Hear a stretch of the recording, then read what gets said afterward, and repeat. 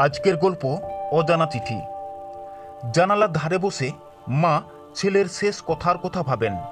আমার একটা গোপন কথা আছে মা। সেদিনেই ছেলে হারিয়ে যায়, রেখে যায় ছোট চিরকুট। আমি ফিরে আসবো মা। ডাক বাক্সে আসে এক পুরনো খাম, হাতের লেখাটা ছেলের মতোই। চিঠিতে লেখা, গাছটার নিচে খোঁজো যেখানেই ছবি তুলেছিল একদিন। গাছের নিচে ছোট কৌটোতে আরেকটি চিঠি। মায়ের হাত কাঁপে। চিঠিতে মানচিত্র আর লেখা, আমি এমন কিছু জানি যা সবাই জানে না। রাতে ভেসে আসে ছেলের বাঁশির সুর। মা জানালায় দাঁড়িয়ে শুনে থাকেন। মানচিত্রে দেখানো স্থানে আবিষ্কার হই মাটির নিচে একটি লুকানো দরজা।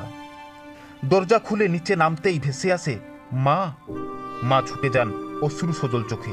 ছেলে জানায় সে ছিল গোপন গবেষণায়। গ্রামের মানুষের ক্ষতি হবে তাই কাউকে জানায়নি। মা ছেলে আলোর পথে বেরিয়ে আসেন হাতে হাত ধরে। মায়ের ভালোবাসা হারায় না, শুধু অপেক্ষা করে। ভালোবাসা থাকলে হারানোও ফিরে আসে।